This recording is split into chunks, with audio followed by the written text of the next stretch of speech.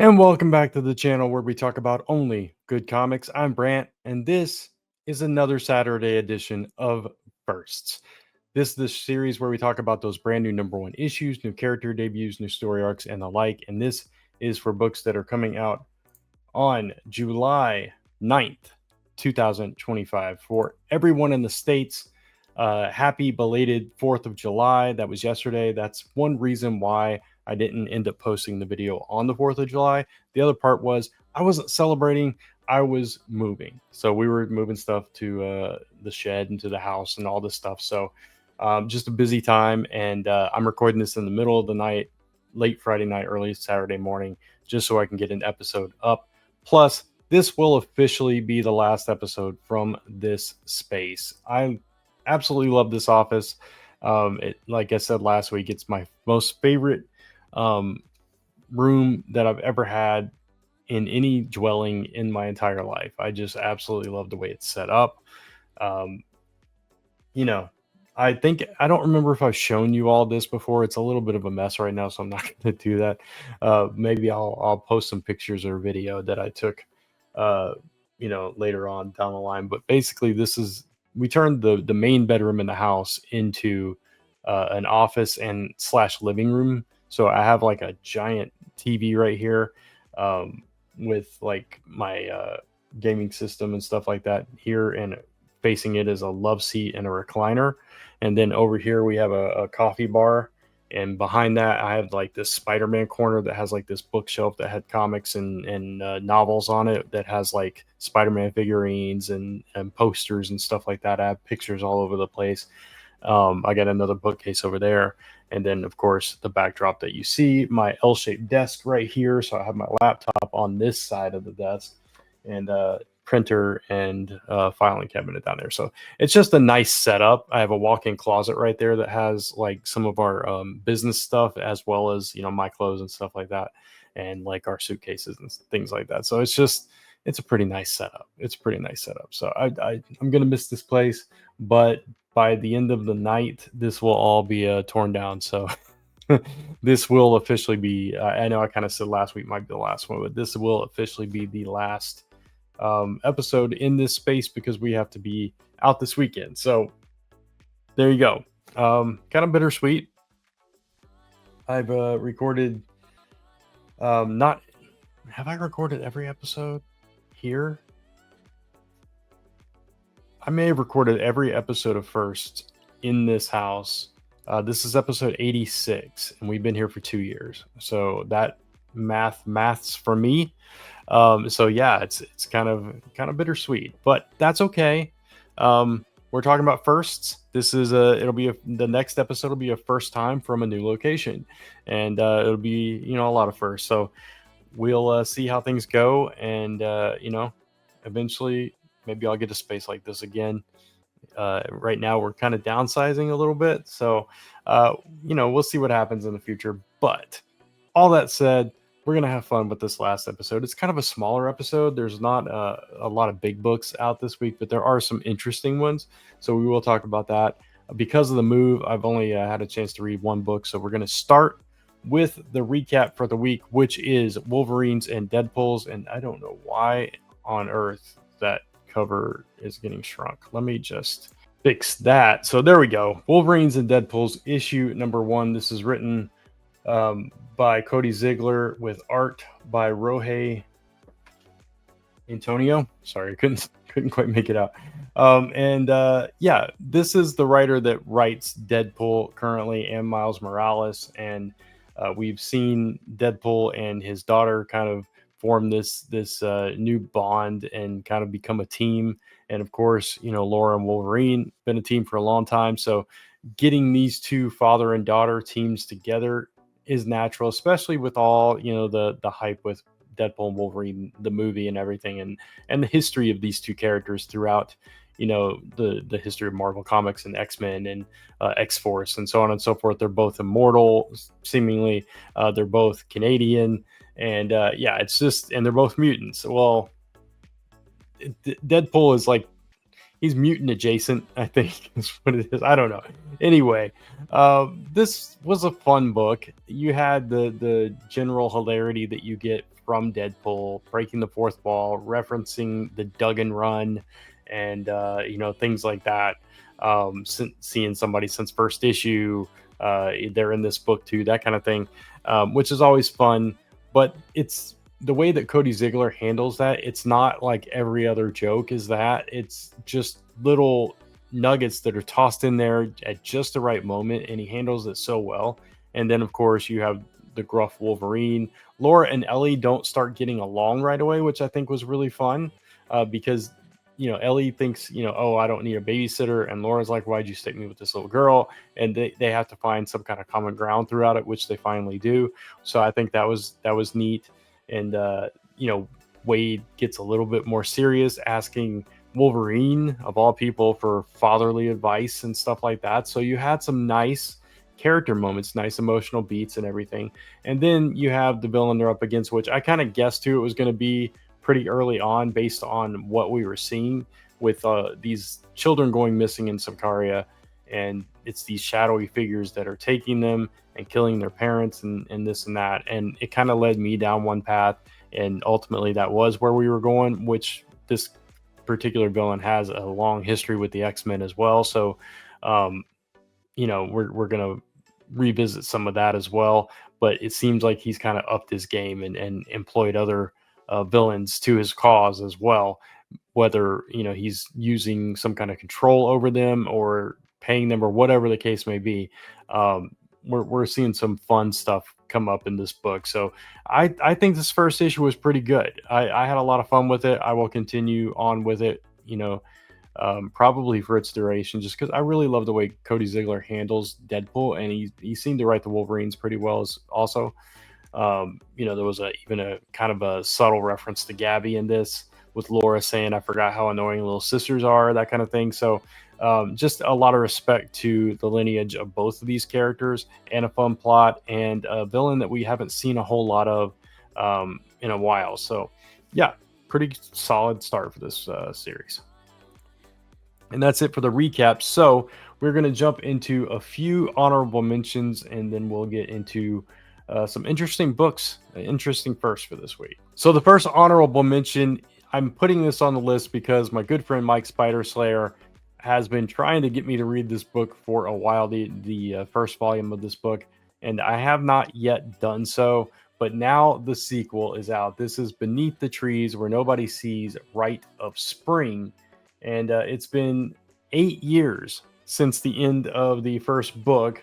And whatever happened in that, I don't want to read the description, because I told him I would eventually read this because he thinks I'd really like it. And usually when he tells me I'm going to like something, I usually do. Something is Killing the Children is a great example of that. So I definitely don't want to spoil myself on this. But if you were a fan of that first volume, just want to make you aware that this volume is out, and I can't wait to see what Mike thinks of this second volume, which, of course, Comic Book Weekly was delayed a week. Schedules just conflicted and everything, so we're planning on trying to get together for this coming Tuesday, which will be from my new location. It probably won't be set up. I'll probably have a bare wall or something, but yeah, we're going to try to do Comic Book Weekly, so I'll get to hear his thoughts, not this week, but actually I won't get to hear his thoughts. I'll just have to chat with him privately, because it won't be out yet by the time we record the episode. What am I thinking? That'll be a week later. So yeah, I'm really curious to see what he thinks of this, and if it lives up to the first volume. So anyway, that's Beneath the Trees Where Nobody Sees, Rite of Spring. The next one is Predator, Black, White, and Blood. If you are a fan of these Black, White, and Blood books, this is another one. If you're a big Predator fan, obviously this is a book that you will probably want in your collection. This is written by Joe Kelly, who is a writer that I really like. I think he's a very solid writer. I love when he writes Spider-Man. I think he does a good job with Spider-Man most of the time. The Speed one aside, I think he wrote that one. I can't think of what the name of it is, but that wasn't one of my favorites. But anyway, this is a young Predator trying to prove himself in the Australian frontier. So if that sounds interesting to you, it kind of does sound interesting to me, and I'm not even a Predator fan. Go check this one out as well. Next up, we have Neverland Sands of Eternity, issue number 1. This is from Zenescope. If you are a big Zenescope fan, if you're into their books, especially the Neverland side of things, I want to make you aware of this. It says Father Time's relentless enforcer, Eternity, arrives to erase the realm from existence. So I've not followed anything from Zenescope in quite a long time. But if you have and you kept up to date with it, or you just like Neverland, check this one out. Then we have Batman Gotham by Gaslight, a League for Justice. So I'm guessing this is the Gotham by Gaslight world or Elseworld version of the Justice League. The last one was the Kryptonian Age, which I read the first issue of, and it just didn't quite capture that original story for me, so I didn't continue it. So I probably won't get this one either. But if you loved the Kryptonian Age one, or you loved the original, definitely check this one out as well if you want to see a Justice League kind of group within this particular world. This one is written by Andy Diggle with art by Leandro Fernandez. And finally, we have Fantastic Four First Steps, issue number 1. This is kind of I don't know if it's a prequel or if it's just a tie-in to the movie that is about to come out in a couple of weeks. I don't typically pick up the movie tie-ins, but if you are somebody that typically does pick those up, or you just want to pick this particular one up because you're a big Fantastic Four fan, or you're a Matt Fraction fan who writes this with, I think, let's see, Mark Buckingham does the art on this. So if you're a fan of either of those creators, or you just want to pick this up because you want to pick this up and it sounds interesting, go for it. It says 4 years ago, the world was transformed as an amazing cosmic powered quartet revealed themselves and their astonishing abilities to the public. Since that time, they've become world famous as the Fantastic Four. Now, to celebrate that anniversary, Marvel Comics recounts their very first exploit that saved our city from near destruction. So there you go. All right, now we're on to those ranked books. So first up, we have Superman Treasury 2025 Hero for All, issue number 1. This is a huge 80 book treasury sized volume for $14.99. So it's a oversized volume and a lot of pages of Superman content. And this is by Dan Jurgens, who has a long history with Superman, and Bruno Redondo, who, if you don't know Bruno Redondo's art, he did an amazing run on Nightwing with Tom Taylor. And his art is just absolutely beautiful. It's very fluid, simple, but his layouts are genius, and just really strong artist that I would love to see on Superman. That said, I don't know that I'm going to get this. I'm probably not going to get this. A, for the size.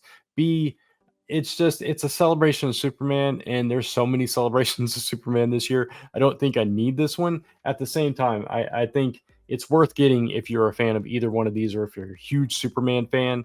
I think the art is going to be absolutely gorgeous in this book. Dan Jurgens knows how to write Superman as well. So, we're just going to see a lot of cool Superman stuff.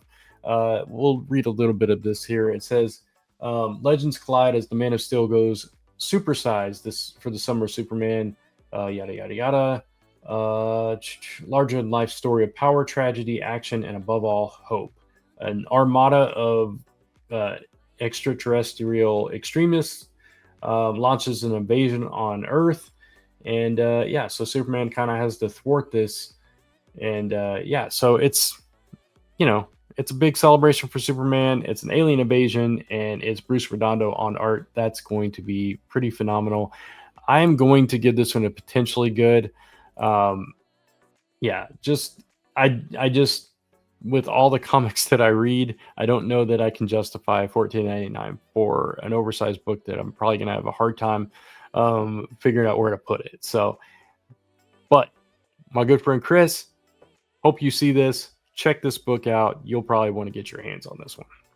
Next up is It's Jeff, Infinity Paws, issue number one. This is another collection of Marvel Infinity comic. They're basically their digital comic line, and this is another It's Jeff, which are always good. They're always solid. This one is gathering together all the pets from the Marvel universe going on a mission together.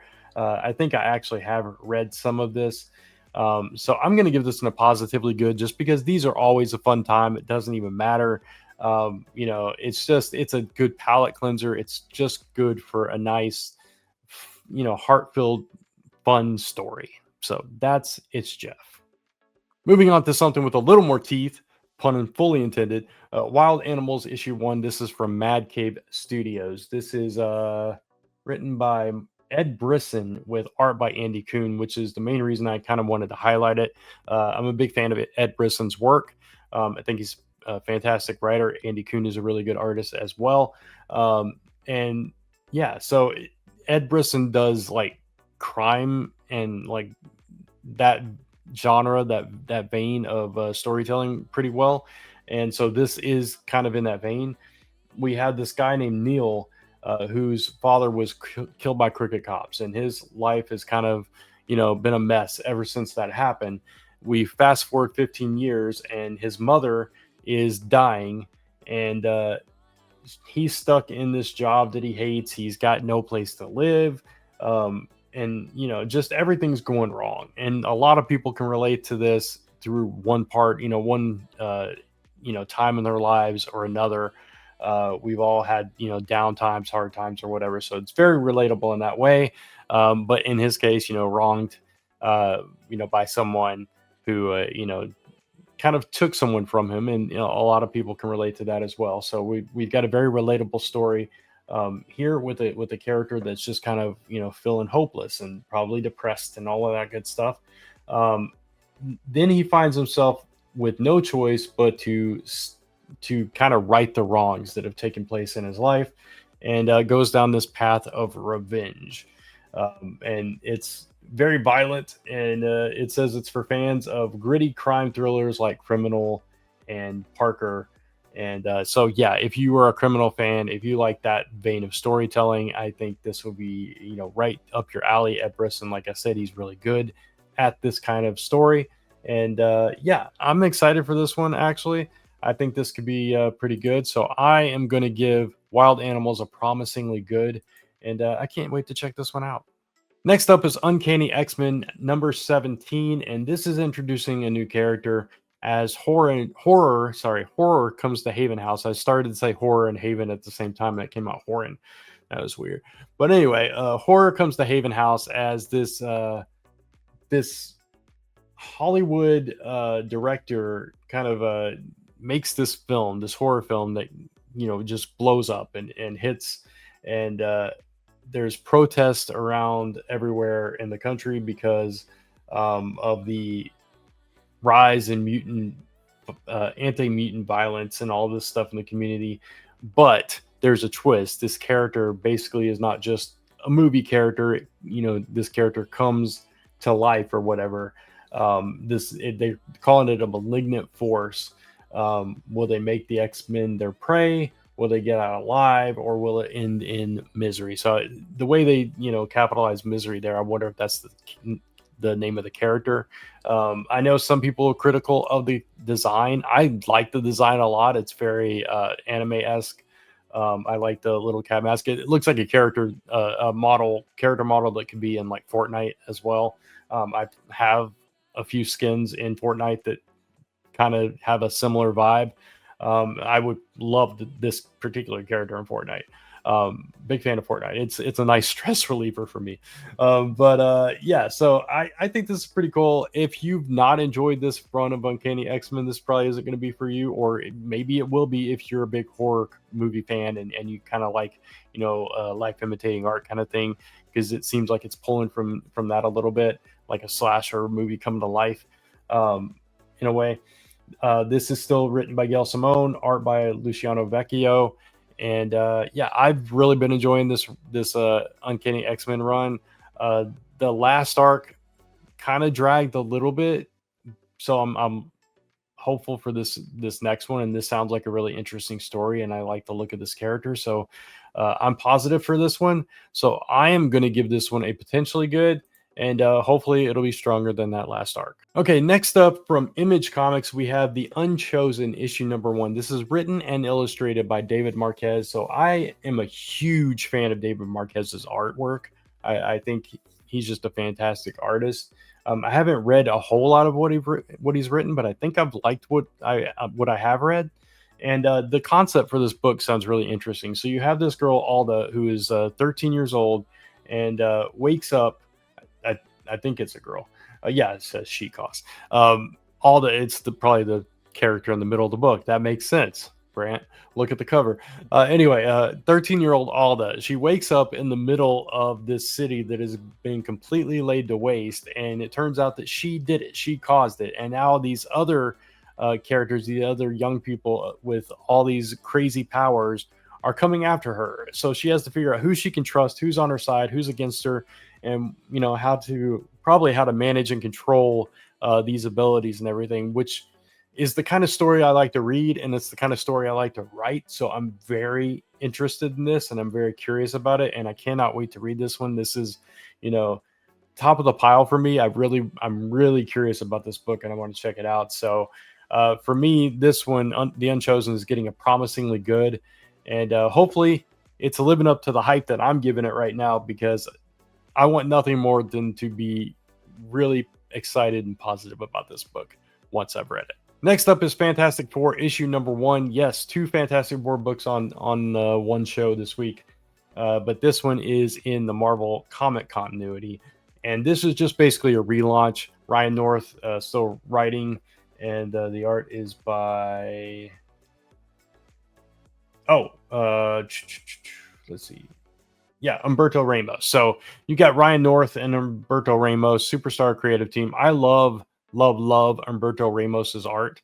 But I kind of dropped off Fantastic Four, so I don't know really where they left off. I'm assuming this is, brand new art, brand new direction, but, Ryan North's still writing. So I'll probably pick it up to try it out. It says they are kicking off a brand new volume with more adventures through time and space. Yada yada yada. This is post One World Under Doom, of course. Things go terribly wrong for them. They're sent to a different era, various eras in Earth's history. So basically, they're kind of quantum leaping, but within history. So they're time traveling. They're alone and isolated in different time periods. So I guess they're all separated and have to figure out how to survive. And their only hope is to find the Forever Stone. So that sounds kind of interesting, actually, splitting them up, each one focusing on their individual journeys. Humberto Ramos drawing all these crazy time periods and everything. That could be a lot of fun, actually. So I'm pretty curious about this one now. So yeah, I'm gonna give this one though a potentially good, just because again I dropped off for a reason. So it just wasn't keeping my attention, and with so many books to read, just things. Not that it was a bad book, just it wasn't at the time for me, and other things I was enjoying more. But yeah, I'm definitely gonna have to try this one out and see. This is legacy number 727 for anyone keeping track. And last but not least is a book that I never thought I would ever see.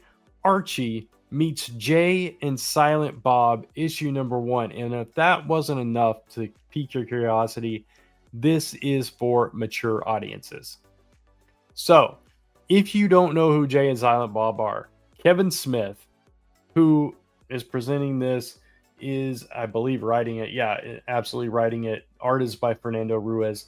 But Kevin Smith is writing this. Kevin Smith obviously created these characters. He was Silent Bob in the various movies, Mallrats, Chasing Amy, Clerks, etc.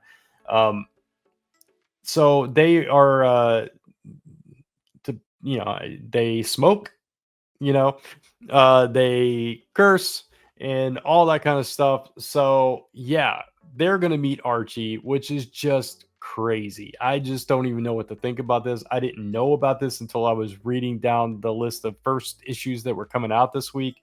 And when I saw this, I was like, oh my God.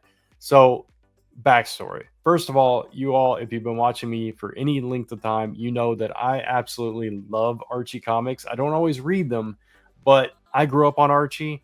It was one of the first comic books I was ever introduced to. It was actually in a 3-pack with a Marvel book and a DC book.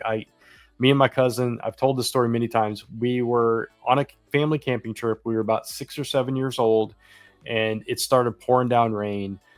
My stepdad, he had a camper top over his pickup truck. So me and my cousin sat in the back of the pickup truck with a blanket and pillows in the rain, and our moms went down to the little Minute Mart that they had at the campsite and got us a couple of 3-packs of comics. And the first one we opened had an Iron Man comic, a Firestorm comic, and an Archie comic. And those are the first 3 comic books, like full-size regular comic books, that I ever read, or at least that I remember reading. And so those characters all kind of stuck with me, and I have fond memories of those characters. But Archie is something that I continue to read for years. I would find digests at the checkout at grocery stores and stuff, and I would have to get me a digest. I have so many Archie comics in my collection, dating back to those young years, and I just love the character. It's wholesome, it's fun, it's goofy, but it's timeless, right? And we've seen various iterations of the character, and it just lives on and evolves. Riverdale, a good example of that. So anyway, with this Jay and Silent Bob side of things, I loved Mallrats. I thought that was a fantastic movie. It was my introduction to Kevin Smith and his universe, his Askew universe. And I just love that movie. I watched it, over and over again, and I liked all the characters. And when I found out there were other movies and that contain those characters or versions or those actors in different roles and this and that, I was, kind of hooked. Chasing Amy was the next one I watched. Clerks was, at the time I was watching them, a little bit blue for me. Now, I'm good, but I've seen Clerks and Clerks 2. I've seen Dogma. I've seen, Chasing Amy, Mallrats, Jay and Silent Bob Strike Back. I like Kevin Smith's Askew universe. I watched Comic Book Men, all that stuff. So I like this Green Arrow stuff. I like Kevin Smith's work. Okay, so Kevin Smith writing Archie, meeting Jay and Silent Bob is very exciting for me, and I am stoked for this. And that's just pretty cool. And I'm kind of geeking out about it, and I cannot wait to read this. I think it's just going to be a fun time. And that's all I can hope for. And so I'm giving this one a promisingly good as well. And I'm really excited about this one. That's why this is the last book on my list for this week, because it's the biggest book in my mind. Even if it's not the biggest book out, it's the biggest book in my mind this week, because I never saw it coming, never thought this would happen, and now I've just got to see what they do with it, because the possibilities are crazy. So that is Archie Meets Jay and Silent Bob, issue number 1. And that is all the first for this week. I told you there weren't a whole lot, but there were some really interesting books in this week's list. So as always, I'm going to talk about a handful of books that are not first issues that I'm also looking forward to. So we're going to talk about Absolute Superman issue number 9, The Omega Men in Pursuit. This is just a really good book. If you have not checked this one out, it kind of grew on me. At first, it was like, okay, it had some nice moments in those early issues, but the more you read it, the more it opened up the world, the more you kind of met the other characters, the supporting cast and everything, the better it got. So this has just kind of grown on me as one of the better Absolute books. So Absolute Superman is a no-brainer for me. Next is Transformers issue number 22. I'm just going to read the description real quick because it's short. One will stand, one will rise. There's no going back as the Autobots and Decepticons prepare to make their last stand.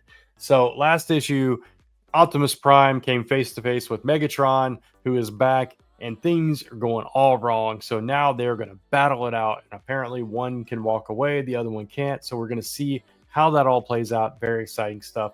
And especially on the heels of the announcement of the new creative team that's going to take on the book after Daniel Warren Johnson steps away. I was nervous about who was going to take over the book, if they were going to be able to live up to what Daniel Warren Johnson had built in this book. And this was actually going to be a topic that we talked about, or one of the news stories that we were going to talk about on Comic Book Weekly had we done it. And I'm thinking about making a TikTok about it as well. But the creative team taking over, which, let me just say, it blew my mind because it was more than I could have ever hoped for, and it has me so freaking excited about the future of Transformers now, because this is a franchise that I have a lot of history with. It's a beloved franchise. A lot of people have a history and connection with, whether it's, through recent, movies and comics, or whether it's, going back to the 80s and where the franchise was born, and all the various iterations of the toy lines and the cartoons and the comic books and so on and so forth. Just, yeah. So taking over Transformers, if you don't know, is the creative team of Robert Kirkman, Invincible, Walking Dead, Void Rivals, etc. And superstar artist Dan Mora, who is hands down one of my favorite artists in all of comics. Just this team on this book is just, I mean, there's no way this book can't be good, right? So I'm so excited for Transformers going forward. Next up, we have Radiant Black, issue number 35. Jaeger is striking at the heart of Radiant Black, and Marshall, this enemy knows all his tricks. So how can he defend against them? I don't know. It says this is a bold new era of Radiant Black. It says, is this bold new era of Radiant Black over before it's began? We'll have to wait and see. But I'm a big Radiant Black fan. I love this series, and I think after the Catalyst War, they've kind of grounded it again. They've gotten back to the basics with Marshall and everything, and I think it's getting stronger again, where it had dipped off a little bit in that war. I think we're getting back to the core of what this book was, and now Marshall is at the mercy of Jaeger, and I'm excited to see how that all plays out as well. And then finally, Uncanny Valley, issue number 10. This is it. It all ends here, it says, as the first prepares to sacrifice Oliver to gain ultimate power, and we got to see if his mom and grandpa are able to save him in time, or watch as he's destroyed forever. So I'm a little behind on Uncanny Valley, but I still, where I left off, this was starting. This plot of the first, trying to sacrifice Oliver was starting. Excuse me. So this is just a really cool book that part Roger Rabbit, part God, I'm blanking on the book I was just about to reference. Anyway, it doesn't matter. It's just a cool book that meshes reality with the cartoon world, and does all this crazy stuff. So I love the style of the book. I love the way that they handle the juxtaposition between the two realms and everything, and how integral Oliver is to the plot of the story. I think is pretty interesting. So it's just a really good book, and while I'm sad to see it end, I'm excited to see how it ends. So that is Uncanny Valley issue number 10. So those are the other books that I'm looking forward to. I'm excited about this week, and I'd love to hear what you're excited about, what you're looking forward to, whether it's first issues or other books. Just drop me a comment and all that good stuff. Of course, if you did like this video, hit it with that thumbs up, and consider hitting that subscribe and notification bell so you don't miss any of the other episodes or content on the channel. You can follow me across social media at Only Good Comics. Eventually, I'll start updating that again. Or you can type in onlygoodcomics.com to take you right back to this YouTube channel where we talk about only good comics. Until next time, from a new location, never again from here. Take care, keep reading those comics, and I'll see you soon.